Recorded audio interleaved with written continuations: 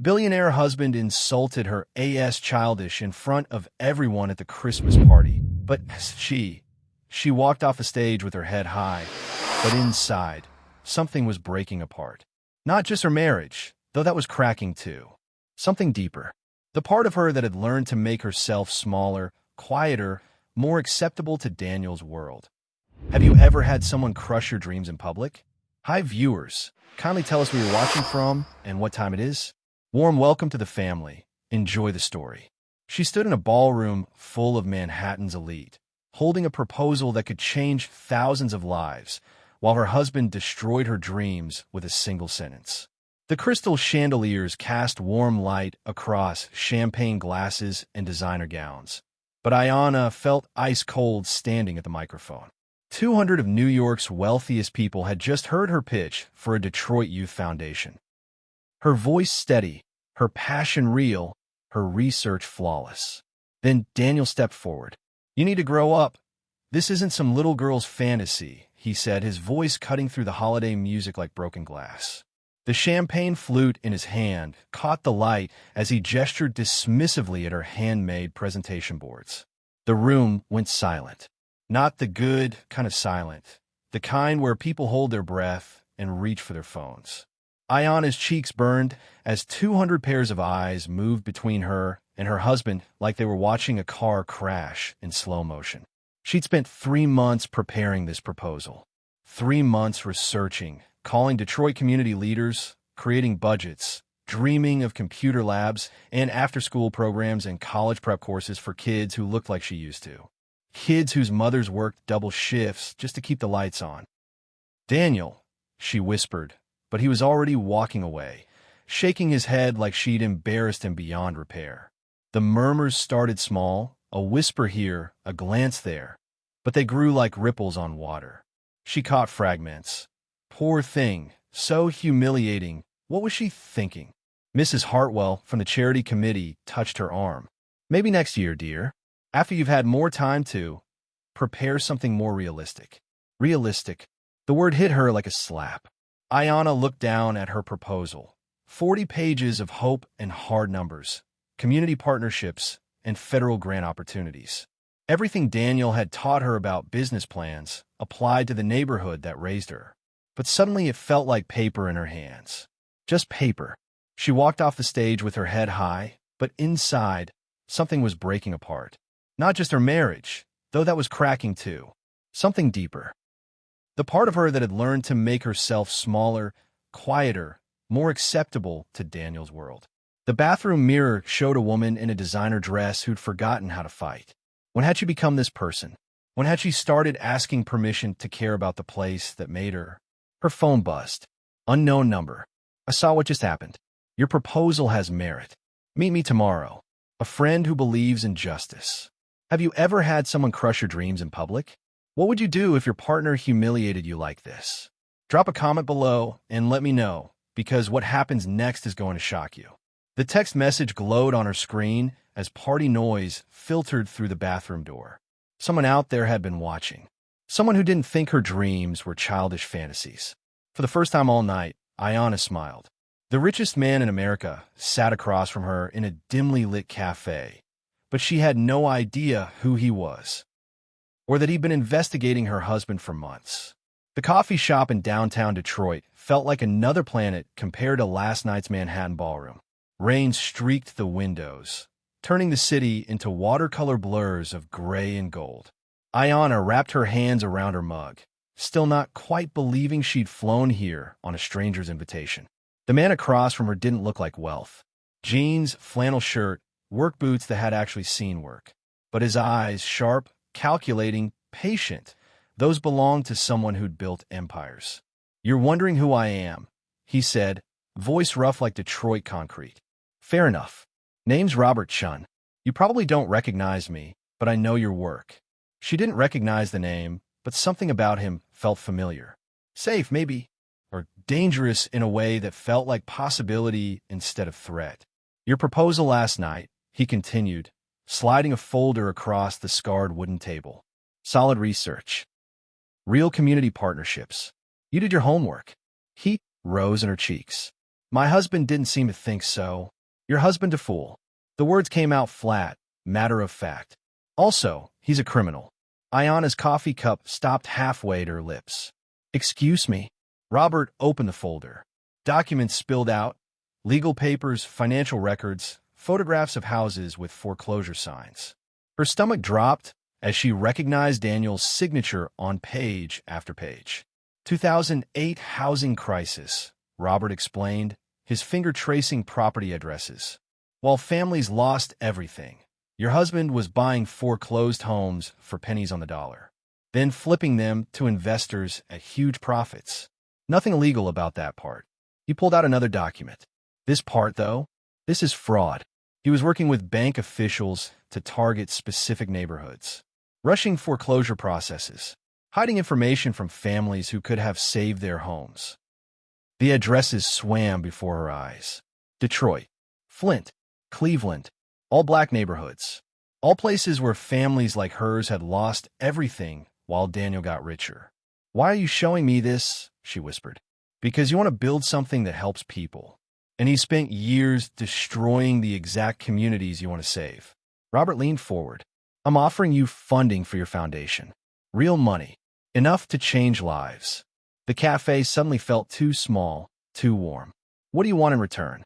Justice. He met her eyes. I've been investigating your husband for 2 years.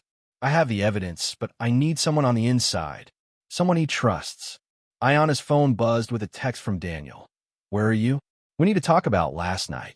She stared at the message, then at the foreclosure documents, then at Robert's patient face.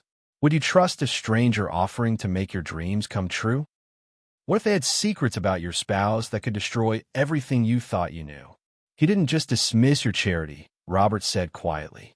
He's been stealing from people like the ones you want to help. Outside, Detroit rain kept falling on empty lots where houses used to stand. Inside, Ayana felt something shifting, not breaking this time, but hardening into something sharp and useful. What exactly are you asking me to do? She walked out of their penthouse with nothing but a suitcase and a plan that would either liberate her or destroy everything she'd ever known. The elevator descended 43 floors while Daniel was at his morning meeting, completely unaware that his wife was disappearing from his life 1 floor at a time. Ayana clutched her single suitcase, the same one she'd brought to New York 5 years ago, back when she thought love and money could fix anything. Inside, clothes, her laptop, her Howard University diploma, and a burner phone Robert had given her. Outside, a city that had never quite felt like home. The doorman nodded politely as she passed. Traveling again, Mrs. Richardson? Something like that, she said, and walked out into Manhattan's December cold. 3 hours later, she was on a plane to Detroit, watching clouds roll past the window like cotton balls. The woman next to her was reading a romance novel with a shirtless man on the cover. The title promised happy endings and true love conquering all. Ayana almost laughed. 5 years ago, she believed those stories. Thought Daniel was her fairy tale. The successful older man who'd sweep her away from struggle and uncertainty. He'd proposed after 6 months, married her in a ceremony that cost more than her mother had made in 3 years. But fairy tales don't mention what happens when Prince Charming turns out to be just another man with money and control issues. Her phone buzzed. Daniel, Ayana, where are you? The housekeeper said you took a suitcase. She turned off the phone. Detroit looked different from 30,000 feet. Smaller than she remembered, but also more real than Manhattan's glass towers. Those empty lots Robert had shown her in the photos, she could see them from here, like missing teeth in the city's smile. The plane touched down, and she felt something she hadn't experienced in years, the sensation of coming home to herself. Marcus was waiting at baggage claim, looking exactly like he had in high school, tall, broad shoulders, easy smile that made her remember who she used to be before she learned to shrink herself down to fit Daniel's world. Girl, he said, pulling her into a hug that smelled like Detroit winter and possibilities. You sure about this? Once you start this war. She kissed him then, right there in the airport. Not because she was in love with him. Not yet. But because she was finally completely free to make choices that belonged only to her. I'm not starting a war, she said against his lips. I'm finishing one. Have you ever had to choose between comfort and conscience? Share your story of difficult choices in the comments below, because Ayana's about to discover that going home means facing everything she ran away from. Her phone buzzed again. This time it was Robert. Welcome home. Your first meeting is tonight. Time to build something beautiful. Through the airport windows, Detroit spread out under gray December sky. Broken in places, but still breathing. Still fighting. Still home. Just like her. The FBI agent sitting in her Detroit apartment wasn't there to arrest her. He was there to make her an offer she couldn't refuse. Agent Rodriguez looked nothing like the federal investigators on TV. No black suit, no stone face, no intimidating stare. Just a tired-looking man in jeans and a Tigers baseball cap, drinking coffee from her mother's favorite mug while boxes of evidence covered the kitchen table. Your husband's operation goes deeper than real estate fraud, he said, spreading photographs across the table like playing cards. Money laundering, tax evasion, bribery of bank officials in 3 states. Ayana's mother sat beside her, studying the photos with the same concentration she'd used to balance her checkbook every month for 30 years. That's the house where Denise Williams used to live, she said, pointing to one foreclosure document. They took it right before Christmas. Her grandchildren had nowhere to go. Mrs. Davis, Rodriguez said gently, your daughter's information could help us put Daniel Richardson away for 20 years. But we need more. The kitchen suddenly felt too small. Ayana got up and walked to the window, looking out at the street where she'd learned to ride a bike, where Marcus had first kissed her behind the corner store when they were 15. What kind of more, she asked. We need you to go back to New York. Get a wife. Get him to confess. Her mother's coffee mug hit the table harder than necessary. Absolutely not. Mama. I said no. Her mother's voice carried the authority of someone who'd raised a daughter alone in Detroit and lived to tell about it. You think I'm going to let my child walk into danger for some government case? That man finds out she's working against him. What do you think happens? Rodriguez leaned forward. Mrs. Davis will have agents watching her the entire time. She'll never be in real danger. Real danger. Her mother stood up, all 5 feet of her radiating protective fury. You don't know my daughter's husband. You think you do, but you don't. That man doesn't just get angry. He gets even. The room went quiet except for the tick of the wall clock that had been counting time in this kitchen since Ayana was born. Marcus spoke from the doorway, where he'd been listening. What if she doesn't go back alone? Rodriguez shook his head. This isn't amateur hour. We need professional cooperation, not what? Marcus stepped into the kitchen, and suddenly the space felt charged with testosterone and competing loyalties. Not someone who actually cares whether she comes home safe. Would you cooperate with authorities against your spouse? Where do loyalty and justice meet? Tell me in the comments what you'd do if everything you thought you knew about someone turned out to be lies. Ayana watched the 3 people she cared about most argue over her life, like she wasn't sitting right there. Her mother, terrified of losing her only child. Marcus, ready to fight anyone who threatened her. Agent Rodriguez, seeing her as a tool instead of a person. And all of them were right. I'll do it, she said quietly. The kitchen exploded in protests, but she held up her hand. I'll do it because those families deserve justice. Because kids in Detroit shouldn't lose their homes so some rich man can get richer. She walked back to the table and picked up one of the foreclosure photos. A house with children's toys scattered in the front yard. A foreclosure sign planted like a tombstone in brown grass. But I have conditions. Rodriguez raised an eyebrow. You're not exactly in a position to negotiate. Actually, I am. She smiled. It wasn't a nice smile. Because without me, you have boxes of documents and no way to prove Daniel knew what was happening. With me, you have a case that puts him away forever. What conditions? Rodriguez asked. First, the wire stays on me at all times, but I control when it's activated. Second, you set up a safe house for my mother and Marcus while I'm gone. Third, when this is over, Daniel's seized assets go toward a restitution fund for the families he stole from. Rodriguez considered this, then nodded slowly. Deal. Her mother was still shaking her head. Baby, please don't do this. Ayanna took her mother's hands. Hands that had worked double shift for 20 years to keep their lights on. Hands that had never asked for anything they didn't earn. Mama, remember what you used to tell me when I was scared? About how brave people aren't the ones who don't feel afraid. Brave people are the ones who do what's right even when they're terrified. Her mother finished, tears in her eyes. We need you to go back to New York, Rodriguez said. Guida wife. Get him to confess. Marcus grabbed her hand across the table. Don't do it. You'll never be safe again. Through the kitchen window, Detroit stretched out in afternoon light. A city that knew how to fight for what mattered, how to rebuild from betrayal, how to turn pain into power, just like she was about to do. She walked back into their penthouse like a ghost returning to haunt the living, beautiful, dangerous, and carrying secrets that could destroy them both. The elevator ride to the 43rd floor felt like ascending to hell. Ayanna checked her reflection in the mirrored walls. Same woman who'd left a week ago, but different in ways that didn't show on the surface. The wire taped between her shoulder blades felt like a constant reminder that she was no longer Daniel's wife. She was a federal informant wearing a designer dress. The penthouse looked exactly the same. Floor-to-ceiling windows showcasing Manhattan like a kingdom. Furniture that cost more than most people's cars. Art that whispered about wealth and taste and power. But she saw it differently now. Every expensive thing was evidence. Proof of money that could have saved families instead of decorating walls. Ayanna. Daniel's voice carried from his home office. That you, baby? Baby. The word hit her like a slap.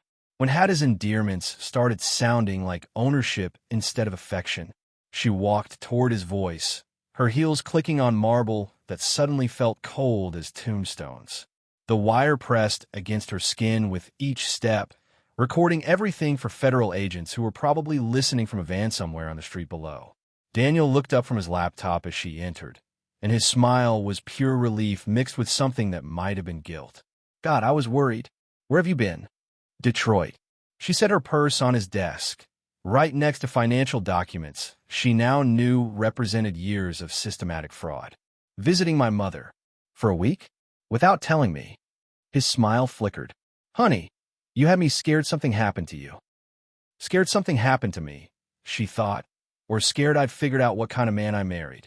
I needed time to think. She moved around his desk, close enough that the wire would pick up everything he said. About us. About what happened at the Christmas party. His face softened, and for a moment he looked like the man she'd fallen in love with 5 years ago. Charming, successful, confident in a way that had made her feel safe instead of small. Baby, I'm sorry about that night. I was stressed about work, and I took it out on you. That wasn't fair. Work. She almost laughed. Bank fraud and money laundering weren't work. They were crimes that destroyed families. Have you ever had to pretend to be someone you used to be? How'd it feel to wear that mask? Share your thoughts below, because what Ayanna discovers next will shock you. What kind of stress? She asked, settling onto the arm of his chair like she used to when they were newlyweds. Daniel's hand found her thigh, possessive and familiar. Just business stuff. Nothing you need to worry about. Nothing she needed to worry about. Like she was a child instead of a woman with a college degree and a functioning brain. Try me, she said, keeping her voice light. Maybe I can help. His laptop screen showed bank transfers, property documents, legal papers with signatures she now recognized. Evidence of everything Agent Rodriguez had described. Daniel's phone rang before he could answer. He glanced at the caller ID and his face went white. Sir, there's been a break-in at the Connecticut office. The foreclosure files. His voice trailed off as he stared at her, really seeing her for the first time since she'd walked in. Something shifted in his expression, suspicion replacing relief, calculation replacing guilt. I'll call you back, he said, hanging up. The penthouse suddenly felt smaller, the walls closer, like a trap closing around her. Outside, Manhattan glittered 43 floors below, but inside, she was alone with a man who was realizing his wife might not be as naive as he'd thought. Ayanna, he said slowly, we need to talk. The wire between her shoulder blades felt hot against her skin. Somewhere in Detroit, Marcus and her mother were waiting for her to call. Somewhere in the city below, federal agents were listening to every word. And somewhere in Daniel's eyes, she saw the exact moment he stopped seeing her as his wife and started seeing her as a threat. Thunder rolled across Manhattan's skyline as storm clouds gathered outside their floor-to-ceiling windows. The city looked beautiful and dangerous from this height, all sharp edges and glittering promises that could cut you if you got too close. Just like the man sitting next to her. The moment he realized she wasn't the broken bird who'd flown away. She was the phoenix who'd learned to fight back. Daniel's office felt like a courtroom where she was both witness and defendant. He'd closed his laptop and moved to the bar cart, pouring himself 3 fingers of whiskey at 4 in the afternoon like a man preparing for war. "So," he said, not offering her a drink. "Detroit. My hometown." She stayed perched on his chair arm, but every muscle was coiled for movement. The wire against her back picked up her heartbeat along with his words. Funny thing about Detroit. Daniel swirled his whiskey like he was buying time. "I got a call today from a friend at First National. Says someone's been asking questions about our property acquisitions from 2008. The air in the room changed, became heavier, more dangerous. Ayanna kept her face neutral, but inside, alarms were screaming. "What kind of questions?" "The kind that suggests someone thinks we did something wrong." His eyes never left her face. "The kind that come from federal investigators." She stood up from the chair arm, suddenly needing distance between them. "Federal investigators? Daniel, what are you talking about?" "Don't." His voice cut through the room like a blade. "Don't pretend you don't know what I'm talking about." Outside, Manhattan spread below them in afternoon light. A city full of people going about their normal lives while hers fell apart 43 floors above them. "I don't know what you want me to say." She moved toward the window, away from him, closer to the door. "You're scaring me." "Good." The word came out flat, emotionless. "You should be scared. When someone shows you their true nature, do you believe them? How do you survive when love becomes a weapon?" Comment below, because this conversation is about to get dangerous. He set down his whiskey and walked toward her, each step deliberate and measured. This was Daniel without the charm, without the performance he put on for the world. This was the man who destroyed families for profit. You disappeared for a week. No calls, no texts, nothing. Then suddenly you're back, asking questions about my work, getting close while I'm on important calls. He stopped just close enough that she could smell his cologne, the same scent that used to make her feel safe. "What did you do in Detroit, Ayanna?" Her phone buzzed in her purse. Probably Marcus, checking if she was safe. The sound made Daniel's eyes narrow. "Answer it," he said. "It's probably nothing." "Answer." The phone. She pulled out her phone with hands that wanted to shake. Marcus's name on the screen, but she couldn't let Daniel know about him. Not now, not when she could see violence building behind his eyes. "Hello, Mom," she answered instead. "Baby." Her mother's voice came through small and confused. "I didn't call you." Daniel snatched the phone from her hand before she could explain. "Mrs. Davis? This is Daniel." "Yes, your daughter's fine. She's home where she belongs." He hung up and pocketed her phone. "Daniel, give me my phone back." "I don't think so." He moved between her and the door, and suddenly the penthouse felt less like home and more like a very expensive prison. "Not until you tell me exactly what you've been doing this past week. And don't lie to me again." The wire between her shoulder blades felt like it was burning. Somewhere, federal agents were listening to her husband threaten her in real time. But they might as well have been on Mars for all the good it did her right now. "You think I'm stupid, don't you?" Daniel continued, his voice getting quieter, more controlled. "You think I didn't notice how you've changed? How you're asking different questions, paying attention to things that never interested you before?" She backed toward the window, trying to keep space between them. "I haven't changed. I just what? Just happened to disappear the same week someone started investigating my business? Just coincidentally came back asking about my work stress." Thunder crashed outside, and the first drops of rain hit the windows. The storm she'd seen building was finally here. "I love you," she tried, but the words sounded hollow, even to her own ears. Daniel laughed, but there was no humor in it. "You love me, right? Is that why you've been working with the FBI?" Her blood turned to ice water. The FBI? Daniel, you're being paranoid. Am I? He stepped closer, backing her against the window. Manhattan spread 43 floors below, all those people living their normal lives while hers shattered like glass. Because I know about Marcus. The name hit her like a physical blow. How did he know about Marcus? And I know where your mother lives. The threat hung in the air between them like poison.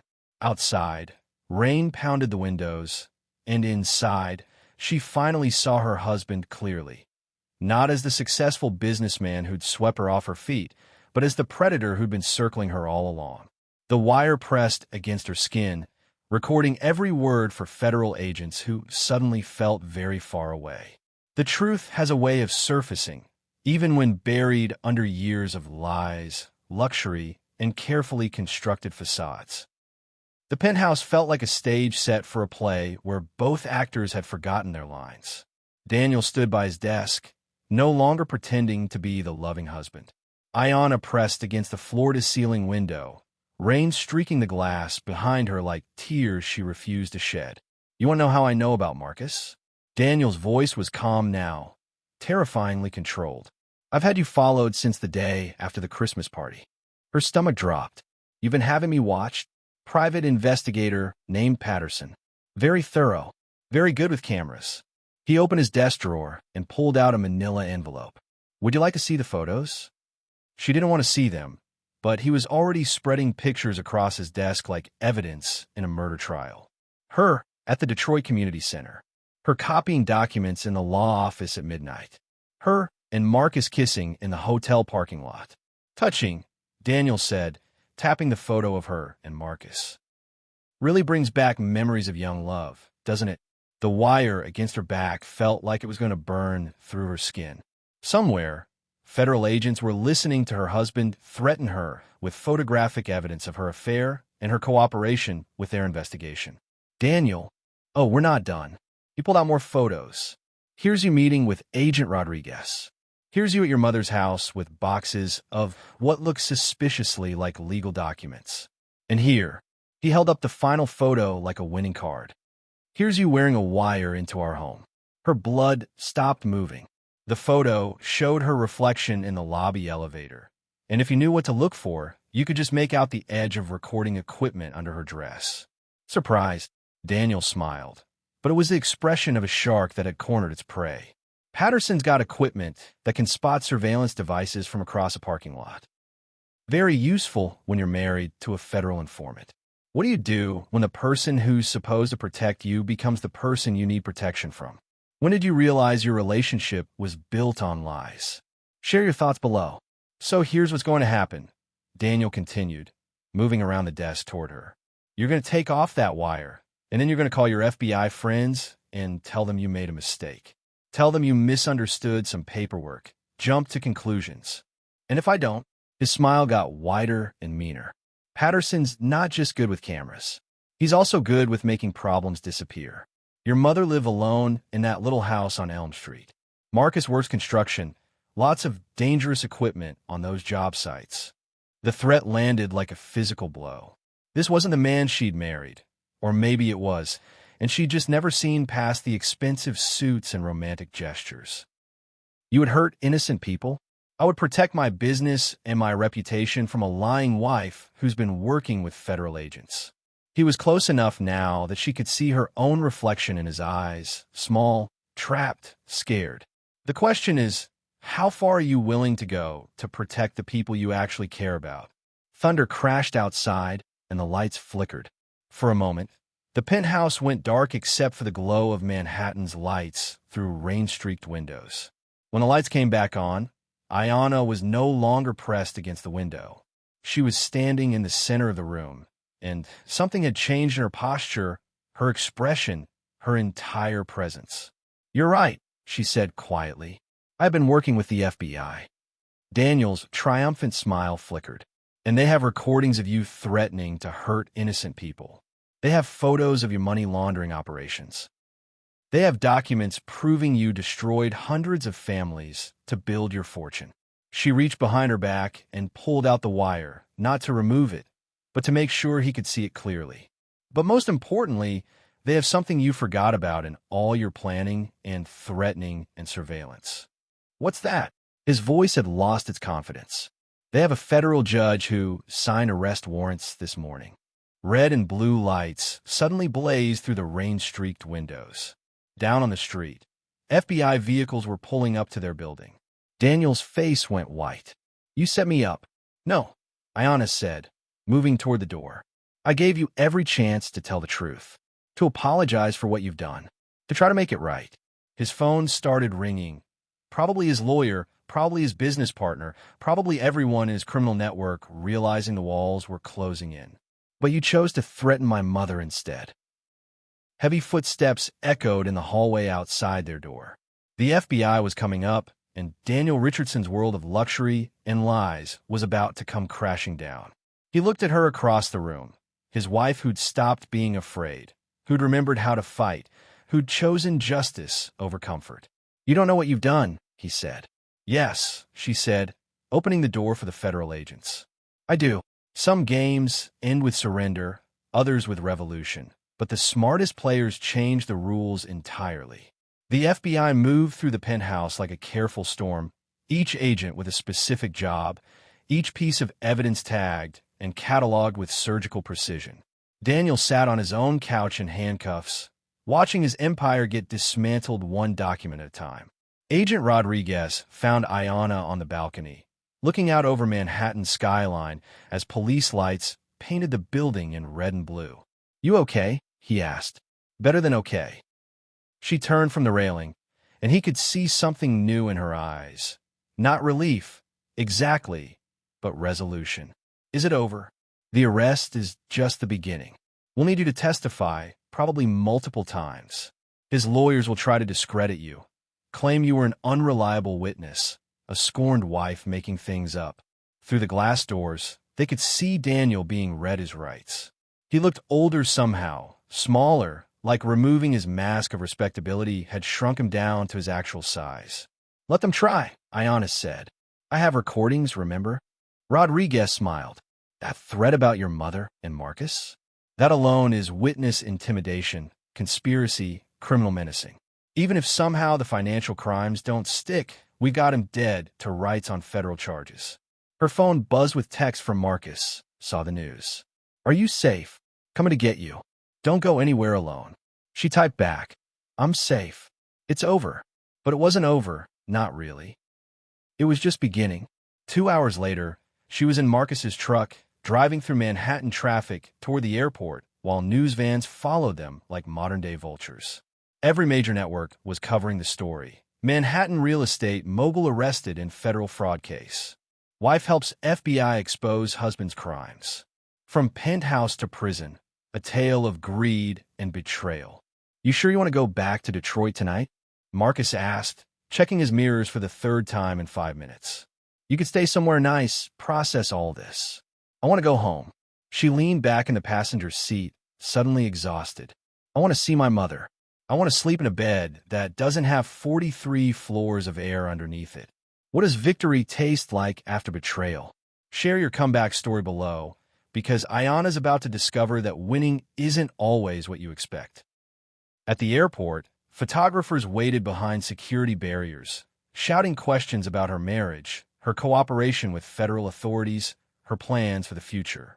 She kept her head up and her mouth shut, walking through their chaos like she was moving through rain, necessary to endure, but not worth stopping for. On the plane, she finally allowed herself to think about what came next. Daniel's assets would be frozen pending trial. The penthouse, the cars, the art, the investments, all of it evidence now, tied up in legal proceedings that could take years. She had her foundation funding, but beyond that, she was essentially starting over. No shared bank accounts, no joint credit cards, no safety net of wealth she'd never quite trusted anyway. The thought should have terrified her. Instead, it felt like freedom. Detroit looked different from the plane window as they descended. Not smaller this time, but full of possibility. Those empty lots she'd seen from the air a week ago could be community gardens, youth centers, places where kids learned they were worth more than the circumstances they were born into. Marcus met her at baggage claim with coffee from her favorite shop and a smile that meant home in ways no penthouse ever had. "So," he said, taking her single suitcase. "What now?" "Now we build something that lasts." In the truck, driving through Detroit streets she'd known her whole life, her phone lit up with calls from reporters, book agents, movie producers wanting her story. She turned the phone off and rolled down the window instead, letting Detroit air fill her lungs. "You know," Marcus said, stopping at a red light, "there's something I need to tell you." She looked at him, really looked. Same strong hands on the steering wheel, same patient eyes, same man who'd waited for her to remember who she was before she forgot herself in someone else's story. "What's that?" "I love you. Not because you're brave, not because you did the right thing, not because you're about to be famous for taking down your criminal husband." The light turned green, but he didn't move. Cars behind them started honking, but he kept his eyes on her face. "I love you because you're you. Because you always were, even when you forgot for a while." She reached across the seat and took his hand. "Drive," she said. "Take me home."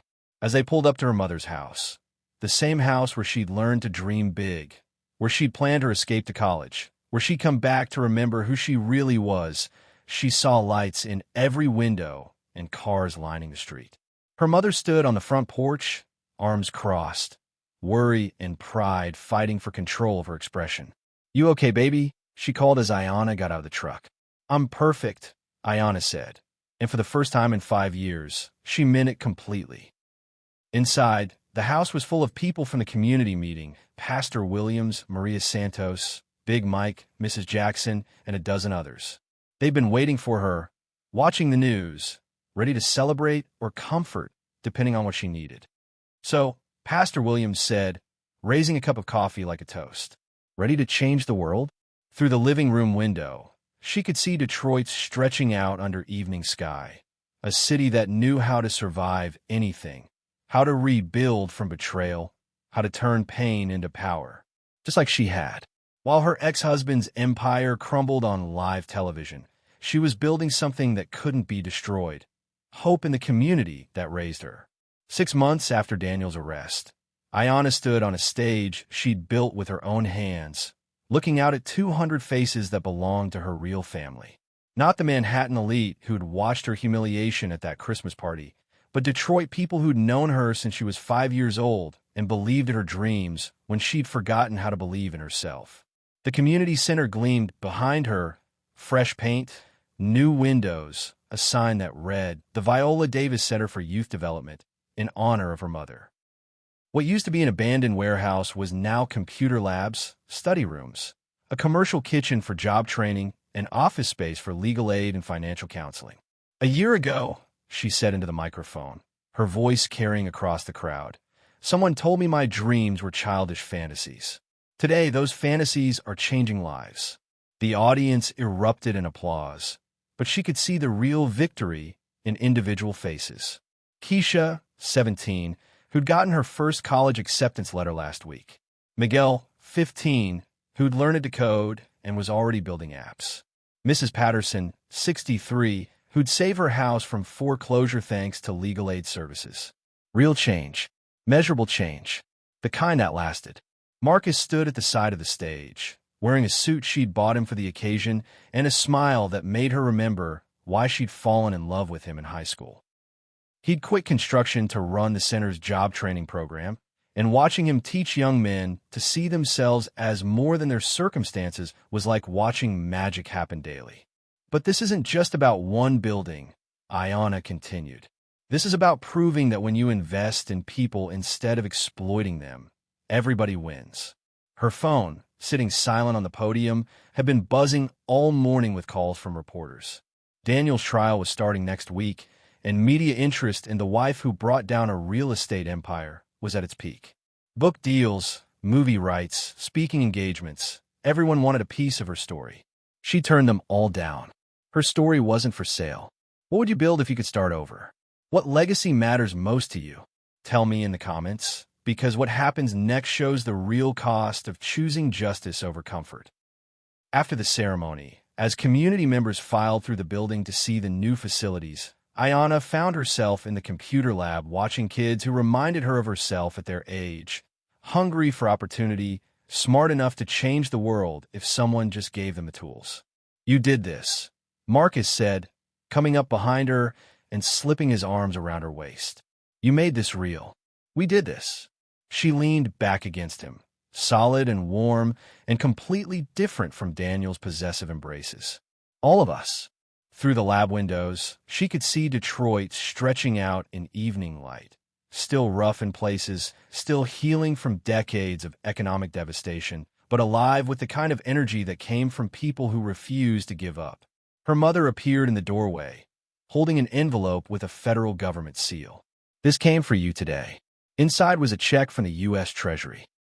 Daniel seized assets being distributed to restitution funds, just like she negotiated. Enough money to expand the center, to replicate it in other cities, to turn her Detroit success story into a national movement. "How much?" Marcus asked. She showed him the number, and he whistled low. "That's life-changing money." "That's justice money," she corrected. Every dollar came from families he destroyed.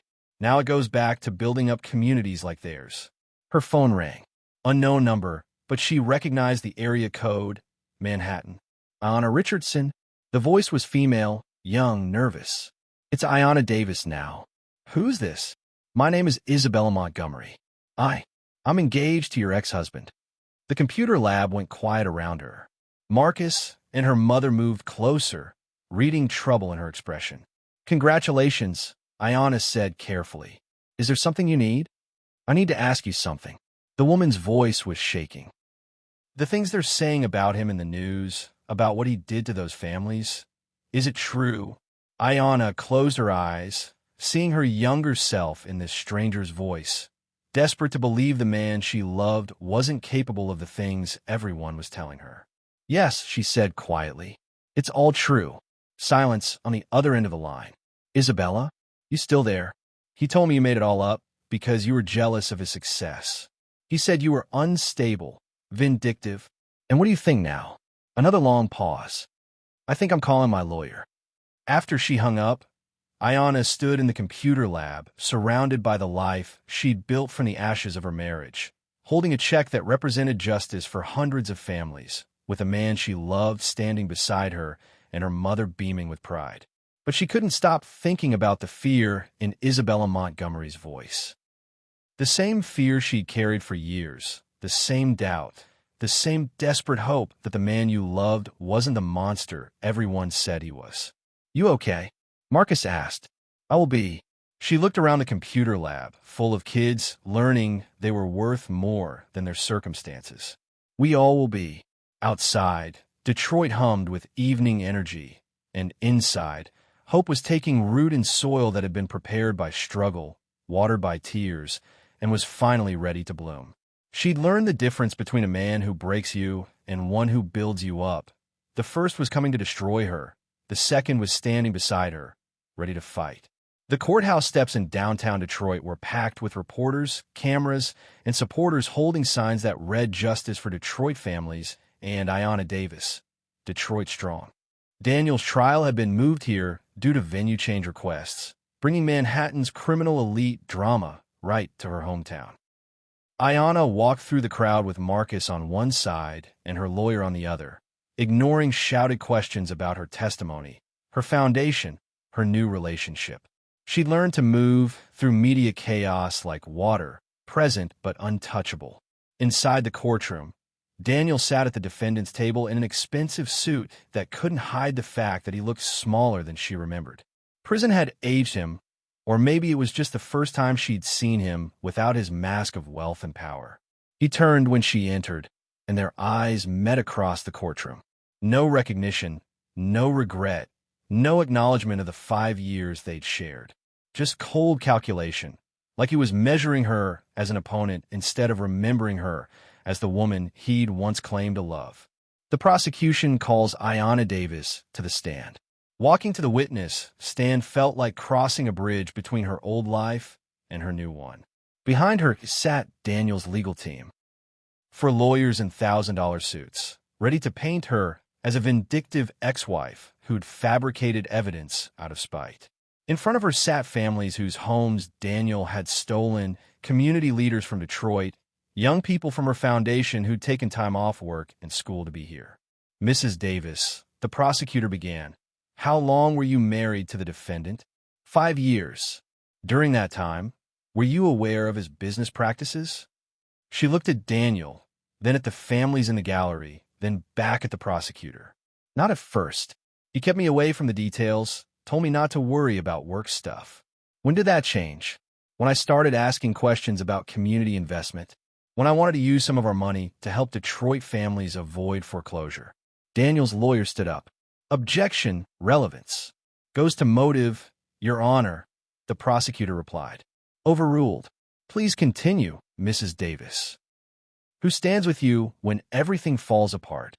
Tag someone who's been your rock, because what Ayanna reveals next exposes the true cost of staying silent about abuse. For the next 2 hours, she walked the jury through Daniel's crimes. Not just the financial fraud, but the systematic targeting of vulnerable communities, the deliberate destruction of families who trusted the system to protect them. When Daniel's lawyer cross-examined her, he tried every trick in the book. Called her bitter, vindictive, suggested she'd been planning to leave her husband and needed evidence to support a divorce settlement. Mrs. Davis, he said, pacing in front of the jury, isn't it true that you were having an affair during your marriage?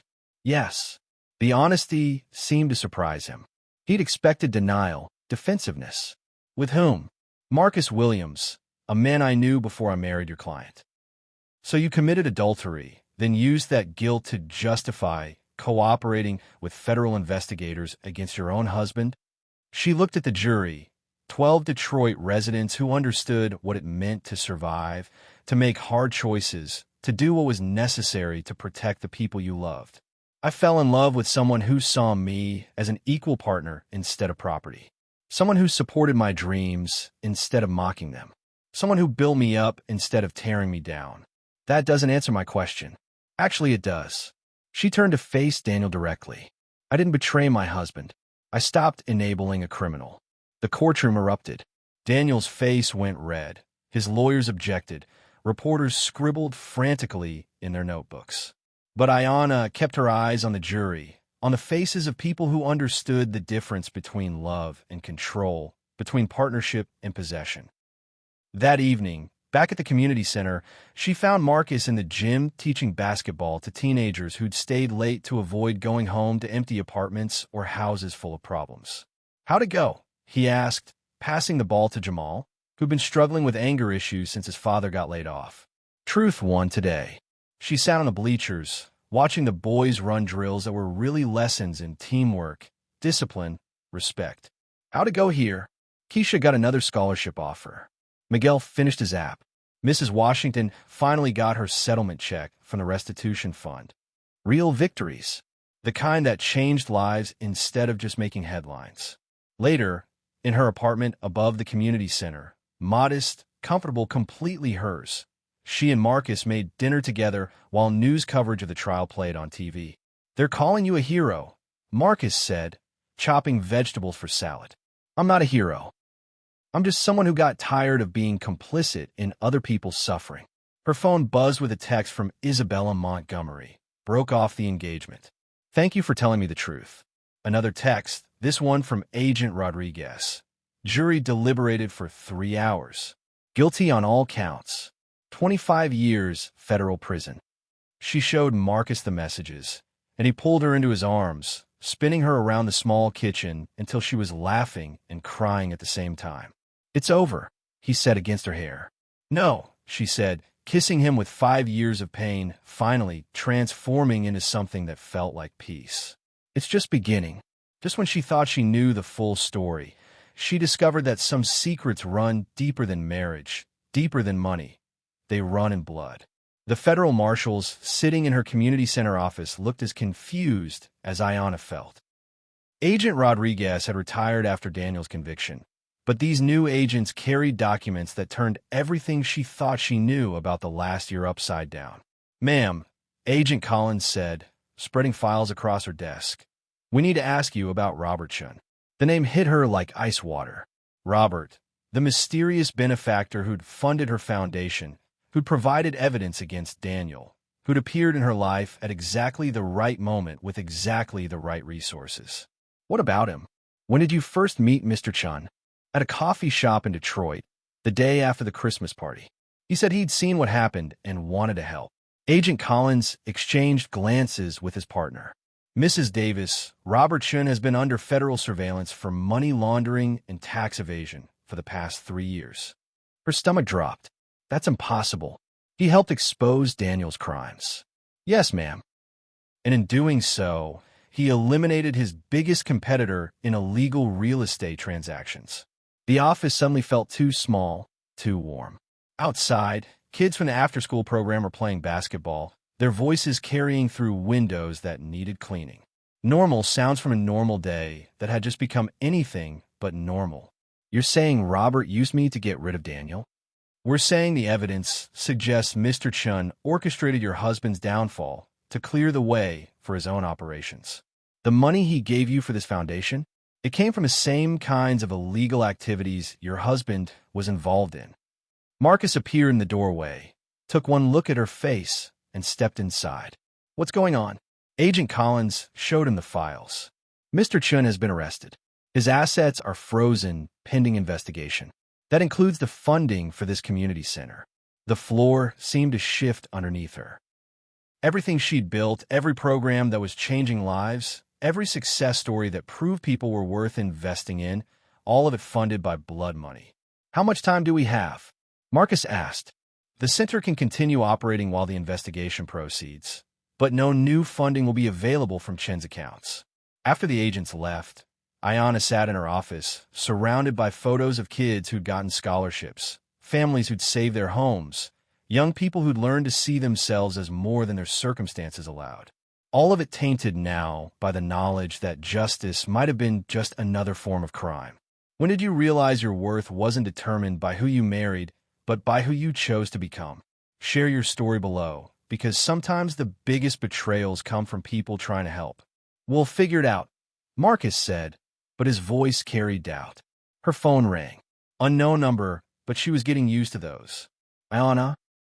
This is Robert. She put the call on speaker so Marcus could hear. Where are you calling from? Federal Detention Center. Listen, I don't have much time, but there's something you need to know. I know enough. I know you used me to destroy Daniel, so you could take over his territory. Silence on the other end, then a sound that might have been laughter. Is that what they told you? It's what the evidence shows. The evidence shows what I wanted it to show. But the truth is more complicated. Through her office window, she could see Mrs. Jackson's third-grade class walking to the library for story time. Kids who were learning to read because this center existed, because Robert Chin's money had made dreams into reality. What truth? I'm your father, Ayanna. The words hung in the air like smoke. Marcus reached for her hand, but she felt disconnected from her own body, floating somewhere above the conversation. That's impossible. My father left when I was 3. Your father got involved with some dangerous people and had to disappear to keep you and your mother safe. Your father spent 30 years building the resources to come back and help you build the life you deserved. By committing crimes, by playing the same game as men like Daniel Richardson, but using the profits to help communities instead of destroying them. She looked around her office at photos of kids who were thriving, at thank you letters from families who'd been saved from foreclosure, at evidence that money could heal instead of harm when it was used right. None of this makes it legal. No, but makes it worth it. The call ended, leaving her staring at a phone that had just redefined her entire understanding of family, justice, and the price of doing the right thing. What are you thinking? Marcus asked. She stood up and walked to the window, looking out at Detroit streets that had raised her, shaped her, taught her that sometimes survival required making choices that weren't in any textbook. I'm thinking, she said slowly, that I need to call a lawyer. Not for Robert. He made his choices. But for the center. To shut down. To make it legitimate. She turned back to him, and he could see steel in her eyes that hadn't been there an hour ago. To find clean money and keep it running. To prove that good work doesn't get destroyed by where it started. Outside, children's voices rose in the playground, innocent and hopeful, and completely unaware that their safe space had been built on foundations more complicated than concrete and steel. But it was still their safe space, still their hope, still their chance at something better. And she wasn't going to let anyone take that away from them. The father who'd been absent from her life had been watching over her dreams all along. But some gifts come with prices she never expected to pay. The Federal Detention Center visiting room felt like a place where hope came to die. Gray walls, plastic chairs, fluorescent lights that turned everyone's skin the color of old paper. Ayanna sat across from Robert Chun. The mysterious benefactor, the criminal mastermind, the father she'd never known, separated by a table bolted to the floor and 30 years of complicated truth. He looked older than she remembered from their coffee shop meeting. Prison clothes aged everyone, but there was something else in his face now. Relief, maybe, at finally being able to stop pretending. "You have mom's eyes," he said, which wasn't what she'd expected from a man facing 20 years in federal prison. "I have questions." "I know." He leaned back in his chair, hands flat on the table between them. "Ask them. Did you love her?" "My mother. More than my own life." "Still do. Then why did you leave?" Robert looked around the visiting room. Other families having conversations across metal tables, guards watching from corners, the whole institutional machinery of justice and punishment grinding away in the background. "I was 25, working construction, trying to make enough money to marry your mother and give you both a decent life. Got involved with some guys who were flipping houses, nothing illegal at first, just buying cheap properties and fixing them up." He paused, studying her face like he was memorizing it. "Then I found out they were getting their information from bank employees who were being bribed to rush foreclosure processes, targeting single mothers, elderly people, anyone who couldn't fight back." The stories sounded familiar, the same kind of crimes Daniel had committed 20 years earlier. "I tried to get out, but I'd seen too much, knew too much. They made it clear that accidents could happen to young mothers and their children if I talked to the wrong people." Ayanna's hands were shaking. She pressed them flat against the table to make them stop. "So you disappeared." "So I ran. Changed my name, moved to California, spent the next 30 years building legitimate businesses so I could come back with enough money and power to protect you." How do you forgive someone who hurt you but also helped you? Share your complicated family story in the comments, because some wounds take decades to understand. Protect me from what? From men like Daniel Richardson. From the system that preys on people like your mother.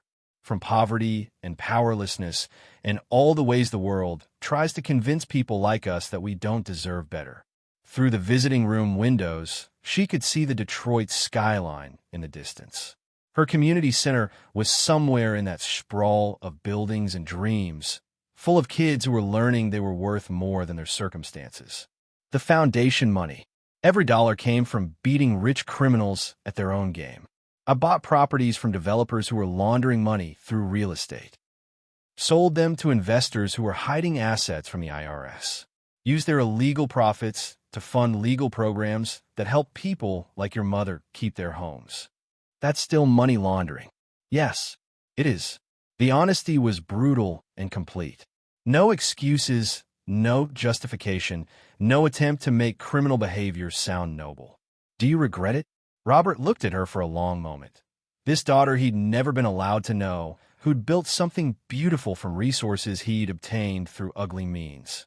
"I regret missing your first steps, your first day of school, your graduation from Howard. I regret not being there when Daniel was tearing you down, making you small, trying to convince you that your dreams didn't matter." He leaned forward, and she could see tears he wasn't trying to hide. "But I don't regret giving you the means to fight back. I don't regret helping you save those families from foreclosure. And I don't regret spending 30 years in the wilderness if it meant you could build something that lasts." A guard announced 5 minutes remaining for all visits. "What happens to the center?" Ayanna asked. "That's up to you. My assets are frozen, but you've got community support, local donors, federal grant for the programs you're running. You don't need blood money anymore." It was never about the money. No, it was about proving that investment beats exploitation every time. That building people up works better than tearing them down. that communities can heal when someone believes in them. The guard called time. Robert stood up, and for a moment he looked like he wanted to reach across the table, to hug the daughter he'd never been allowed to hold. Instead, he just said, "I'm proud of you." Walking out of the detention center into Detroit afternoon sunshine, Ayanna felt something she'd never experienced before. The complicated weight of understanding that love sometimes wears the disguise of abandonment, that protection sometimes looks like betrayal, that family is more complex than any simple story can contain. Marcus was waiting in the parking lot, leaning against his truck, patient as always. "How'd it go?" "I understand now." She got in the passenger seat and buckled her seatbelt, ready to go home to the life she'd built from questions, mistakes, hard choices, and hope. "I understand everything. And we have work to do." 5 years after a Christmas party destroyed her marriage, she stood in a Detroit ballroom she'd built herself, surrounded by the family she'd chosen and the community she'd saved. The Viola Davis Community Center had been transformed for its 5th anniversary celebration. The same warehouse that had housed her first tentative meetings with Detroit community leaders was now an elegant event space filled with success stories walking around in cap and gowns, work uniforms, business suits, and prom dresses. Ayanna moved through the crowd in a simple black dress, stopping to congratulate Keisha on her acceptance to medical school, to celebrate Miguel's software company that now employed 12 people, to hug Mrs. Washington, whose granddaughter was heading to Howard University on a full scholarship. These were her real achievements, not the news coverage or book deals she turned down, not the speaking fees or movie rights that kept getting offered, but the lives that had changed because someone believed they were worth investing in. 5 minutes until your speech," Marcus said, appearing at her elbow with a glass of champagne and a smile that still made her remember why she'd fallen in love with him the second time. "Our speech," she corrected, straightening his tie. "We built this together."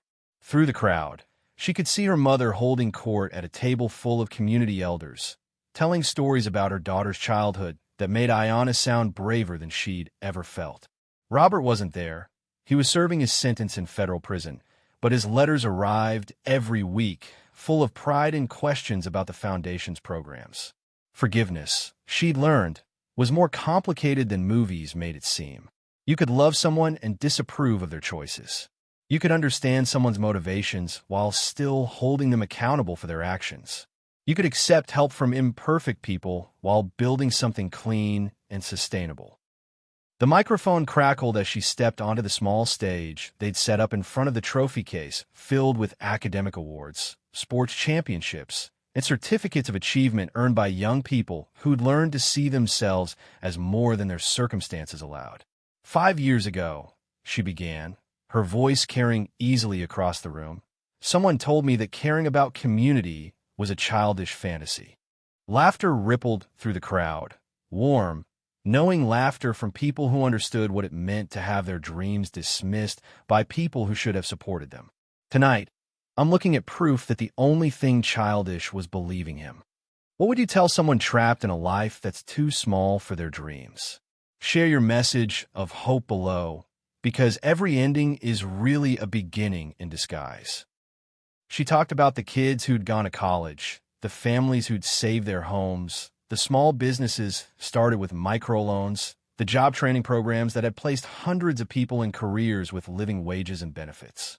But mostly, she talked about the lesson that had taken her 5 years to learn, that your worth isn't determined by who loves you or who leaves you, but by what you choose to build when you remember that you have the power to choose.